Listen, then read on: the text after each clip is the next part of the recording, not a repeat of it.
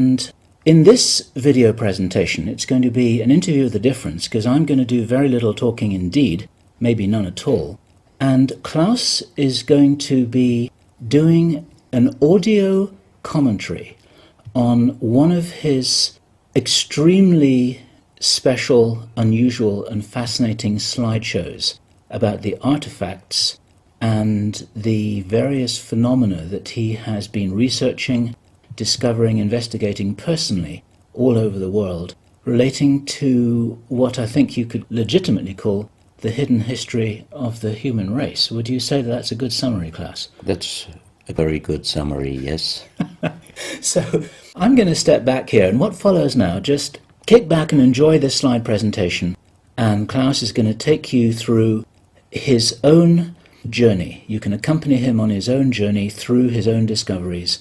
And take it away, Klaus. What are we looking at here? I can see an array of pyramids. What's the significance? The significance is that you can find pyramids all over the world on each continent. And the question is, when and who did build those pyramids? Why many of those pyramids all over the world are looking very, very similar? Another question is, did there really exist a global civilization? And I think many of our researchers are really telling us that once upon a long time a global civilization existed. But how many thousands of years ago, we don't know. Most of the audience of Project Camelot may know about the story of one stone pyramid building found in 1984, 25 meters under the sea level in Japan on the island of Yonaguni, which is the southeast Japanese island belonging to the Ryukyu island group. And there is still a struggling of some international archaeologists who are saying that these monuments were done by nature. But my friend Professor Masaaki Kimura did several years since then researches not only on this monument, but also he found several others close by. On the right side down you have a model, and one thing nature is definitely not doing on top of two platforms of this monument. There is one huge stone turtle and one huge stone bird like an eagle. Nature is doing many things, but not such a precise, perfect monument. And the question is, where are all the stones? If nature would have done it broken down, where are those stones? There are also streets, and there was also found a stone stadium like a Roman Colosseum with stone seat rows and stone stairs.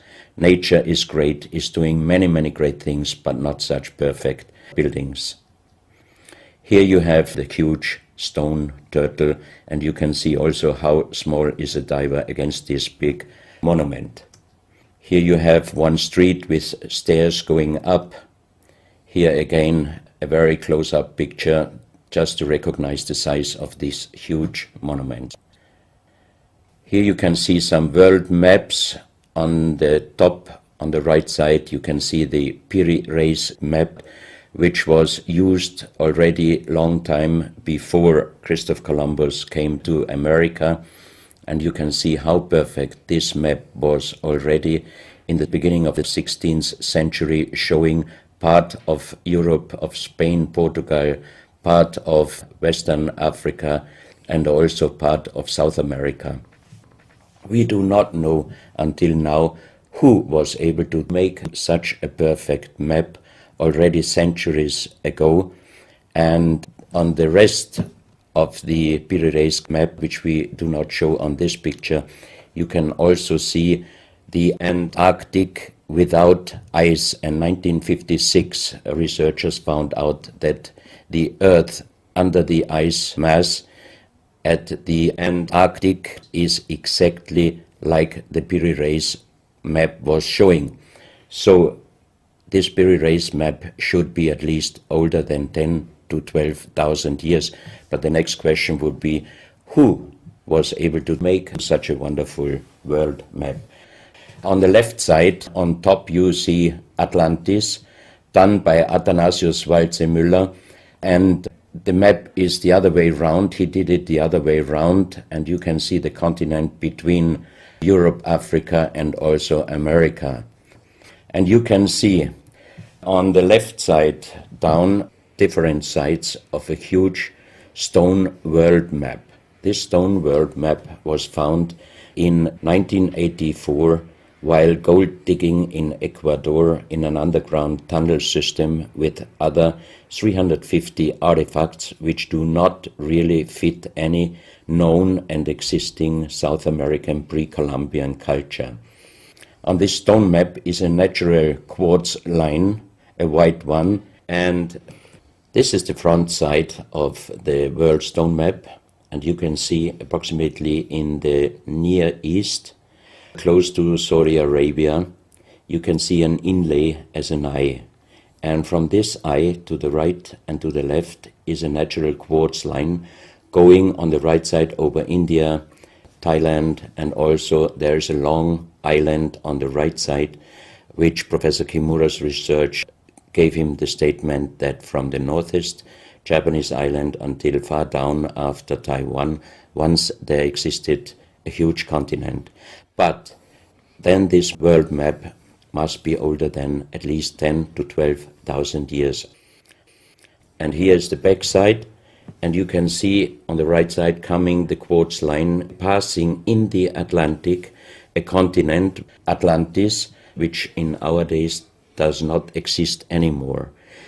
Then the white line is crossing part of South America, and here you have a close-up, and you can exactly see the Bay of Guayaquil, an inlay going up to north, and a round inlay showing exactly the place where there were found those artifacts, and there is also the best quality water worldwide existing.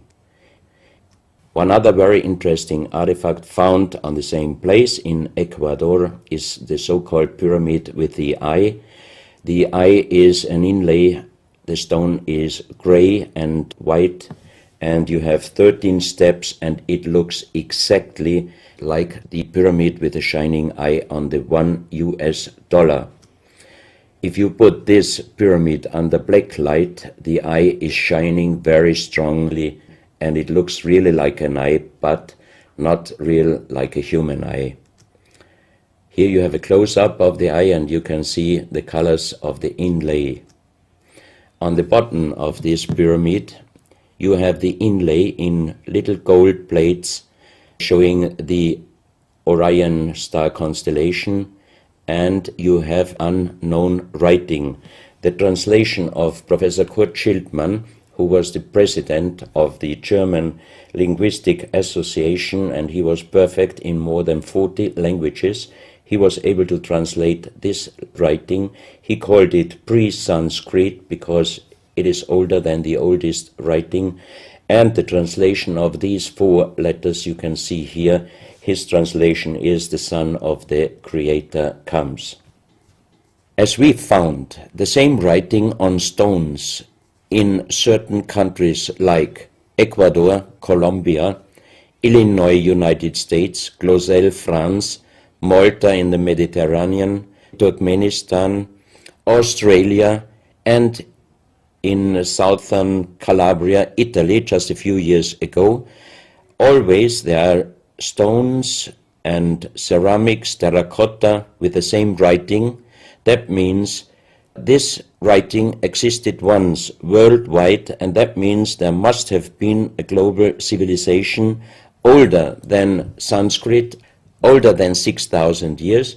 And Professor Schildmann also told me that this writing has a little similarity to the Indus writing and also to the Easter Island writing. And as he said, this is older than Sanskrit writing. And as he said, this is older than Sanskrit. He called this writing pre-Sanskrit. On this stone, you can see on the top the 2 eyes, and then you see the right hand holding the pyramid and putting the left hand on top of the pyramid. That means showing how to use this pyramid with the eye. On this stone you can see an encarving, sitting a man on a stone holding the pyramid exactly as it was shown on the artifact before. From his eyes are going rays out, and on the right side you see two bowed persons. On his head he has something like a small helmet, and from this helmet goes up like an antenna to a strange object over him. And here you have the photo of the discovered helmet. We could not yet make a metal research or checking what kind of metal was used, but you can see in the center of the helmet that something is missing, and that might have been this kind of antenna which was shown on the artifact before. Another very strange finding from the same place is one big jade cup and 12 little jade cups. As the 12 cups are man-made and each one is a little bit different in size, if you fill them up perfectly with water and you put the 12 cups of water inside the big cup is completely filled. The next strange thing is that you can see on the little cups numbers which are looking like the Mayan numbers, but if you compare them with the Mayan numbers, you find out that there are some little differences. And on the big cup you can see a perfect inlaid star constellation, also showing the Orion and other stars. And inside the big cup it is very, very magnetic, and outside the cup nearly nothing. Professional geologists are saying this is impossible, because if a stone has metal particles inside the stone, it must be same magnetic from both sides. Here you have a close-up of the big cup, and you can see a perfect inlay of star constellations, and they are shining very brightly if you put black light on it. Here you have some small cups that you can figure out more clearly the style of the numbers inlaid in a strange material, also shining under black light. That's another piece, a jade plate with the same star constellation inlay like on the big cup, and two persons facing the sky, and on the next picture you can see that also the eyes of these two statues and the star constellation is shining very strongly under black light. This was once a hard-formed brown stone, changing the color in the center of the stone into black, which usually in nature does not happen. And you can see, if you look very close, you can see a face with closed eyes, with a mouth, the nose, a long beard and long hair. On the left side, the face and also the stone is broken. This is the reverse side of this stone. You can see a spiral and a triangle. The center of the triangle is very magnetic, also shining under black light. Here we have the backside of a cobra. The cobra never existed in South America, but this one was found at the same place. On this side of the cobra head you have 33 lines, inlines. So 33 is also a very mystical number since long time. And on the left side and right side you have 7 points inlaid, and maybe these are the chakras. Also this cobra head is shining brightly if you put black light on it. Another object here, you have a perfect worked dolphin head, and also this artifact is shining under black light. Here you have a kind of stone helmet. You can put this granite stone helmet on your shoulders, or you can lay your head inside it, And the inlay points which you see on this helmet, some experts told me that these points are exactly the acupuncture points on the human head. Here you can see how it might have been used. And a few months ago, they found at the same place an unfinished stone helmet. So that means that also some of these artifacts were made directly in Ecuador, but many, many years ago. And also the inlay on this object are shining under black light very bright. This is a fantastic jade snake, and also the inlay points are shining under black light. Here we have one artifact which is very perfectly carved on the back side, so that means it might have been used to put this artifact on the front of your forehead. You can see the two eyes inlaid, and on the reverse side you have the so-called third eye. Maybe this artifact was used for some ceremonies or for meditation.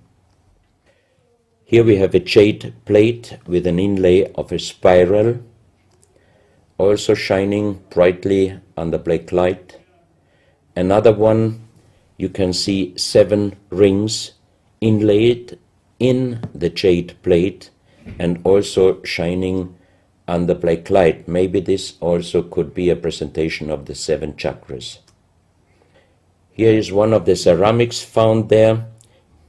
It's a great masterpiece, and the question is, how can you make this artifact out of one piece of ceramic?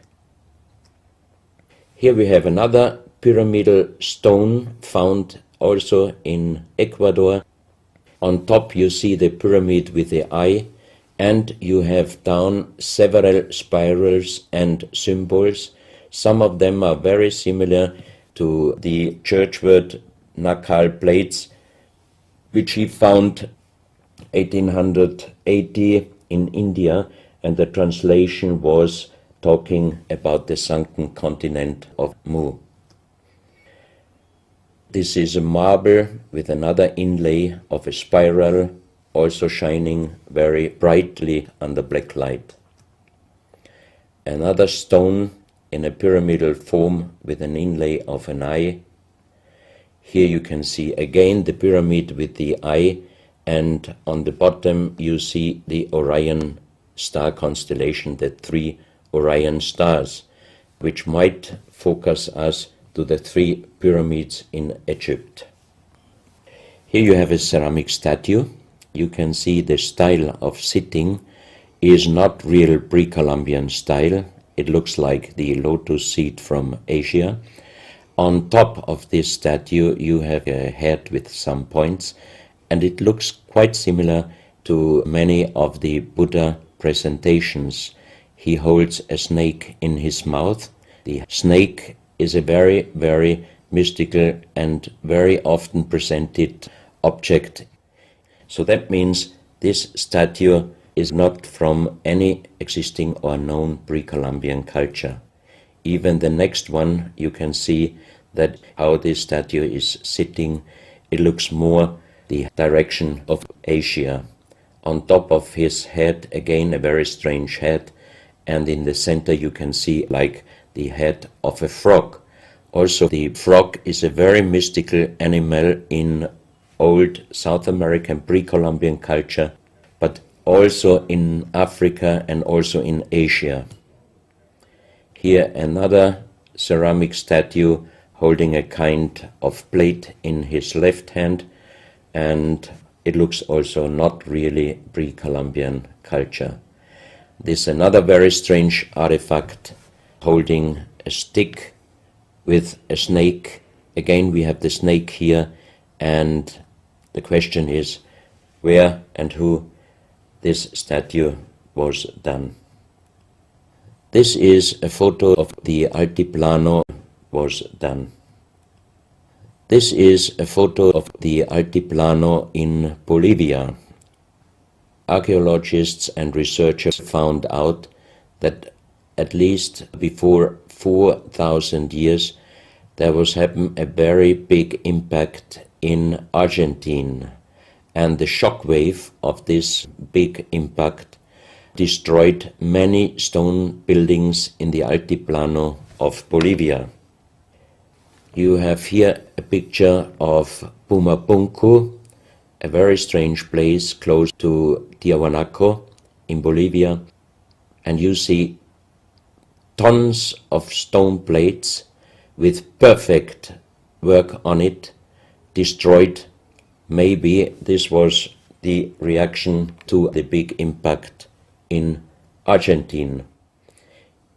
Here you have my friend Giancarlo Bonfanti, Italian researcher, in the center of the so-called Sun Gate in Tiahuanaco in Bolivia, and some researchers write that the figurines on top of this side of the Sun Gate are showing the Venus calendar. Here you have one of the big stone plates from Pumapunku, and you can see how perfect this stonework was done. And the question is, could you do such perfect work with simple tools? Close to this area, they found skeletons with a size of 2.6 meters. And the picture on the top shows you the skull of one of these skeletons, and it looks like it is deformed, but definitely these skulls are not deformed. They are natural style, like an egg. On this photo you see how strong the jaw of those skulls were.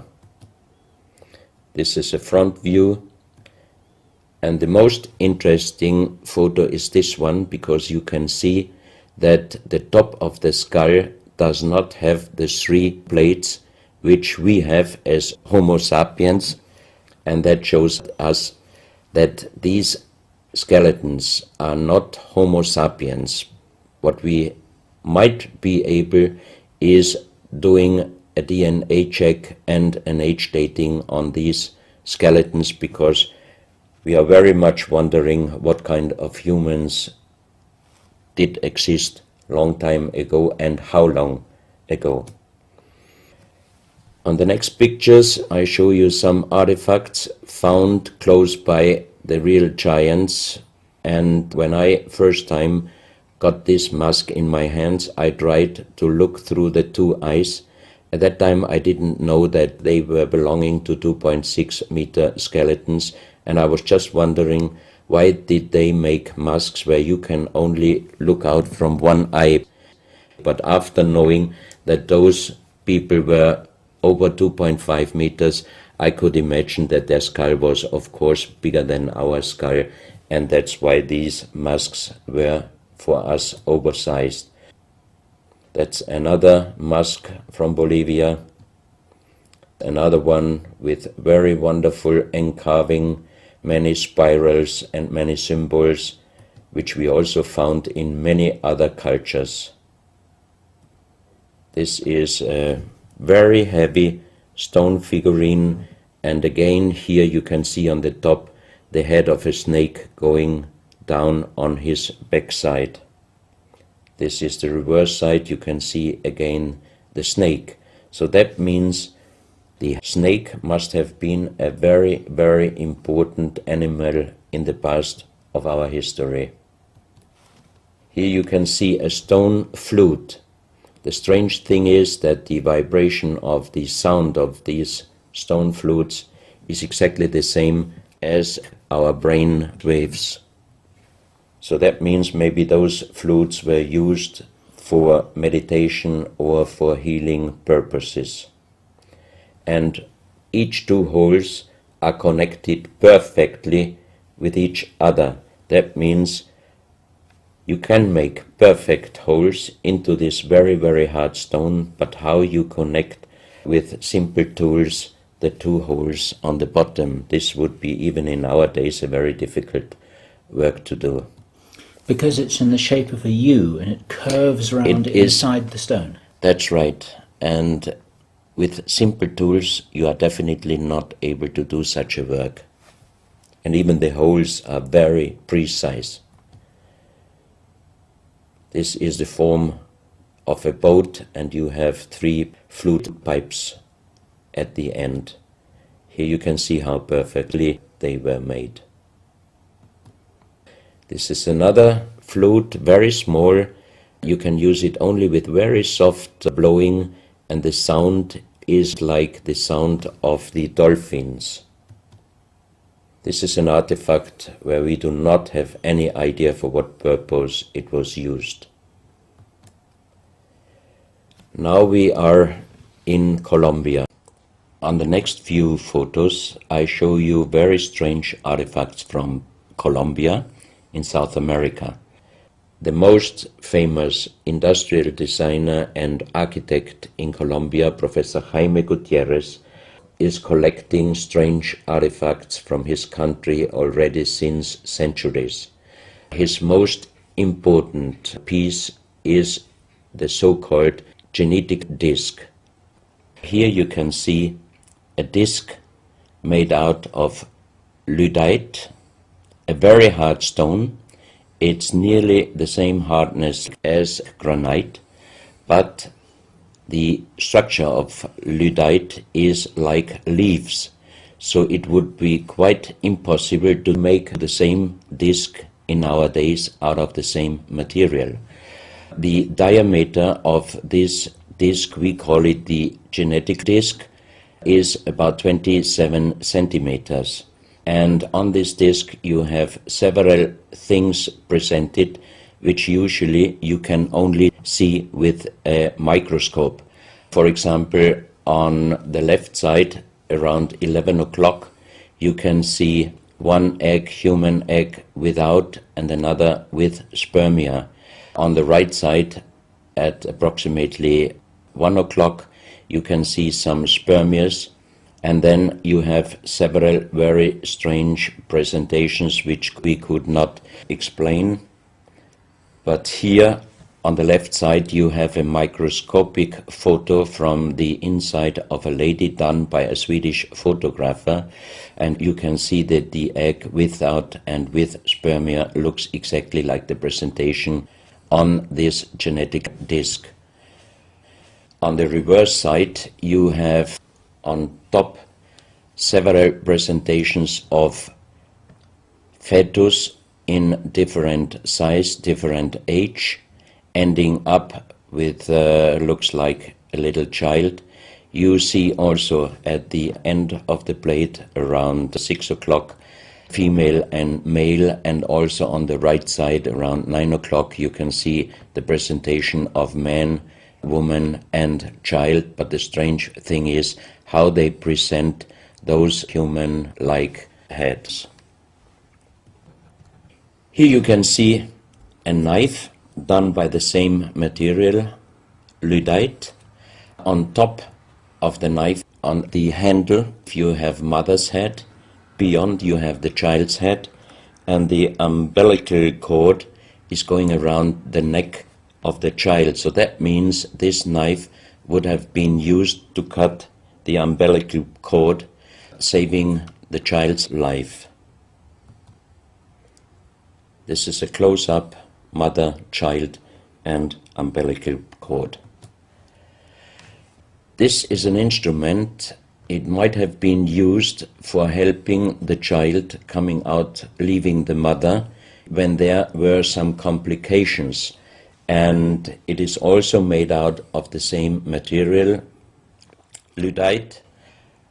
You have here the vagina and the child's head coming out, and on the reverse side you can put only your thumb inside. That means you can only use this instrument with your fingers, meaning you cannot use power. So that means it might be safer helping the child leaving the mother than our instruments we are using in our days, because sometimes the modern instruments, while being used, can damage the child's head. This, we think, is a medical instrument. It is also Lydite, and it's a perfect form. Another one, and these are other ones, they are very much smaller than shown on this photo. And when we did material check in Vienna, the most expert worldwide checked those pieces. First of all, the material. Each one is done with Lydite, and the form itself, he checked them, and finally he said, I cannot tell you how they were done, who did they make, but the only thing I can definitely tell you, from the same material in our days, we cannot make the same instruments. So how old they are we do not know, but as they were found in Colombia and they do not fit any existing pre-Columbian culture, we must consider that those artifacts are at least older than 6,000 years. But we cannot explain what kind of technology they did use to be able to make such instruments and such tools made with Lydite. You can see each piece fits exactly every kind of hand, never mind how big the size of the hand was. Each instrument, each tool fits exactly each hand which was using those instruments. This face looks a little bit like the Maui, the big stone statues from Easter Island. Here you have a close-up. This, in joking, I call it the dentist chair. Perfectly done, but again, same material, Lydite. And the strange question is, why, if they could make such perfect figurines out of this very difficult material, why did they show the human face always with big round eyes and a little nose and a big mouth? There is no real explanation possible. This is again one piece from Colombia, Lydite. On the front side you see the mother holding the baby, and on the back side you see the man with armors, most probably for hunting. This stone figurine was found in Colombia. It looks exactly like the Maui statues from Easter Islands, but it is only about 30 centimeters in size. This is another masterpiece of stonework. You have on both sides presented one bird, but if you look at the front side, you can see that the two birds presenting a face, and on the left side, between the bird's head and the wings, you see again this unknown writing which we found on stones from all over the world. This is the mother holding a child, very strange face, and it's a kind of jade material. This is another stone from Colombia showing an armadillo. On top of the armadillo you can see a strange face with long ear and two horns on top. On this artifact you can see a smiling face on top. You have two triangles on this side, and on the other side, on the right side, you have a face. Again, the animal face on the right side, and some unknown symbols. And on the bottom of this object you see an animal, looks like a crocodile. Now we are moving to Guinea, West Africa, very close to the Guinea, West Africa, very close to the border with Mali. They found on a huge granite mountain the half portrait of a lady done in granite stone, and the size of this statue from top of the head until the middle of the torso is exactly 150 meters. So this is a real big question.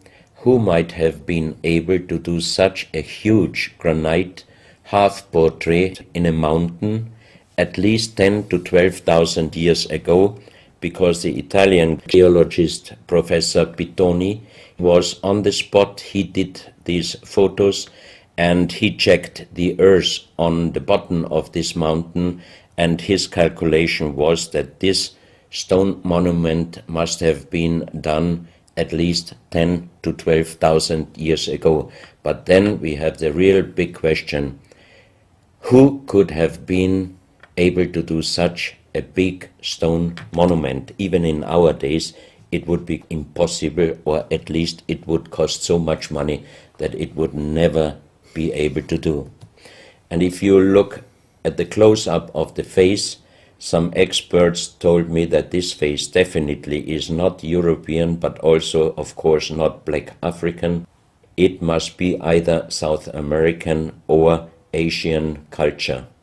But then again, we are at the point 10 to 12,000 years ago. It might be the civilization, the lost civilization from Atlantis.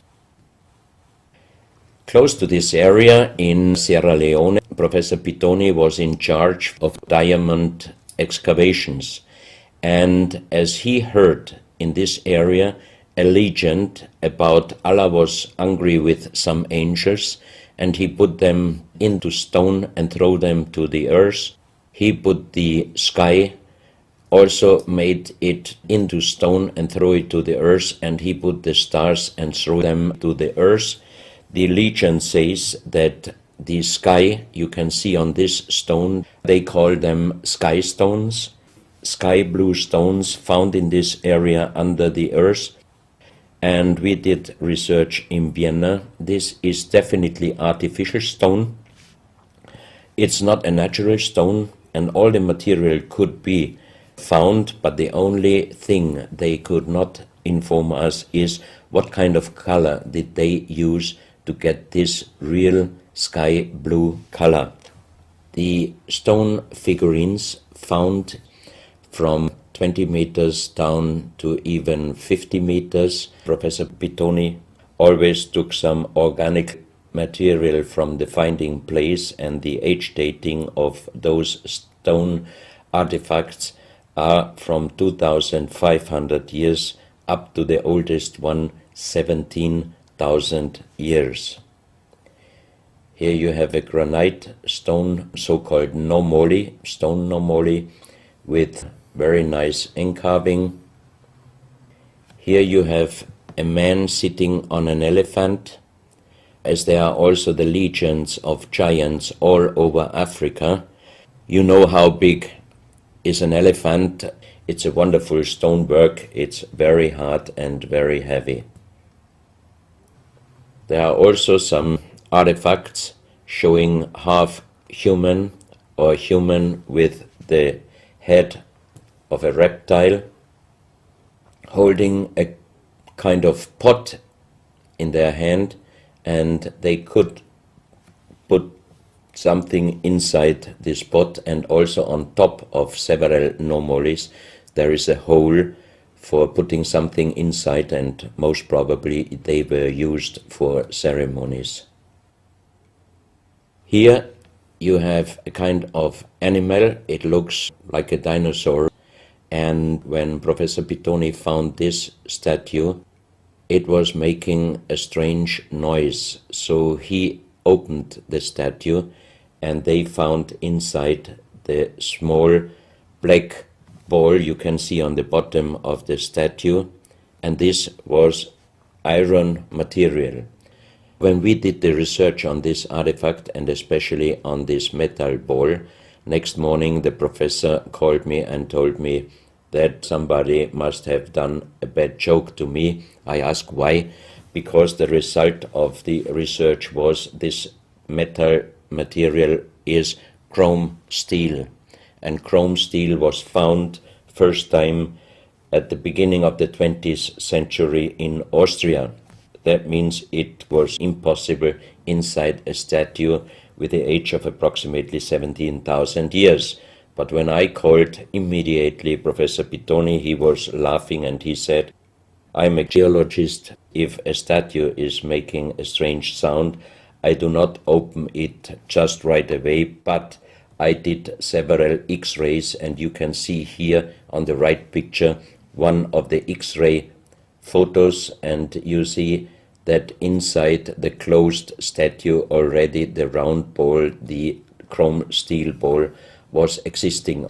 On this X-ray photo you can see exactly, and also Professor Pittoni saw that this statue in former days already was opened but perfectly closed again, and he called a specialist who opened it exactly concerning this photo, the small stone ball which was closing the hole inside, and you can see that the metal ball was already existing.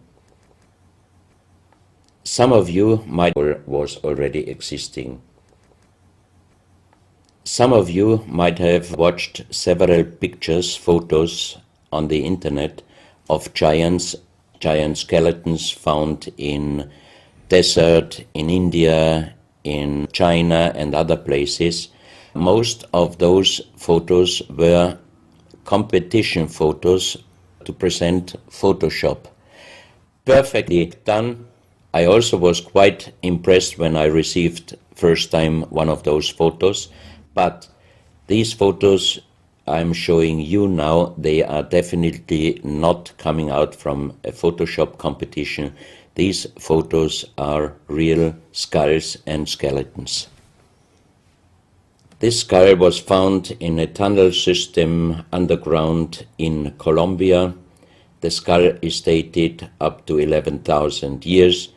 The skull is bigger than normal skull, and the front teeth of the jaw are lined up in a different way than our teeth. Something that occurs to me here is that there's a very strong, pronounced jaw. It's a very prominent jawline, very prominent chin. And here you see a photograph that was shown to us by a Project Camelot insider. Now, this isn't a real photograph. This is a scene from the old Arnold Schwarzenegger movie Conan the Barbarian. And what you're seeing here is a special effect on the actor James Earl Jones. The critical thing here is the shape of the jawline. Our witness, who had spent time with the Anunnaki in real time, in the present day, said that one of the things that characterizes them, besides their size, which he says was 8 or 9 feet tall, he said they're very large and they're very strong and they look larger than that. But that's round about their height, which matches exactly the 2.6 meters that Klaus has been talking about. He said it's a very prominent, strong jawline, and this is what strikes me about these skeletons, these skulls here that we're looking at right now. Didn't know. No, you need to know this. Back to Klaus. So once again, here you have a very old photo done in a museum in La Valletta in Malta, and it shows several long skulls, and the explanation is deformed skulls, but they are very long, going to the back. This is one of several very, very strange skulls. They are presented in a small museum in Ica in Peru. Ica is located close to the famous Nazca lines, and the museum is called Museo Maria Reiche, the German lady who was researching her whole life about the Nazca lines. And in this museum you can see the most strange skulls I ever saw, all found in this area close to the Nazca lines. So the question is, what kind of humans were living there and how did they get those skull forms? And especially this one, definitely several doctors and experts told me it would not be possible to create such a kind of deformation, because through deformation you do not get the double bone material on the skull, and on this skull even you have particles of the skin and hairs, and I think it would not be difficult to do a age dating and especially a DNA analysis of this skull. On this picture I show you some legendary skeleton forms of giants. In the year of 1964, in the south of Ecuador, in the province Loja, there broke down a part of a mountain platform, and Father Carlos Vaca, who was working as a priest in hospitals, he was called to this place and he found the broken bones of a giant. Good. Well, Klaus, I asked you if you would take us on a journey, and for the last nearly an hour, I think it is, you've taken us on a fascinating journey not only around the world, but through time, back as long ago as 17,000 years. And it's a real reminder of how little we know about what our history really is. These are important pieces of an important puzzle, and you're doing an enormous amount to raise people's awareness of what it is that we're not shown in many museums, what it is that we don't read in anthropological textbooks, and what it is that many university professors still refuse to recognize. And thank you so much for your part in helping to raise our own understanding of our history on planet Earth. Klaus, thank you.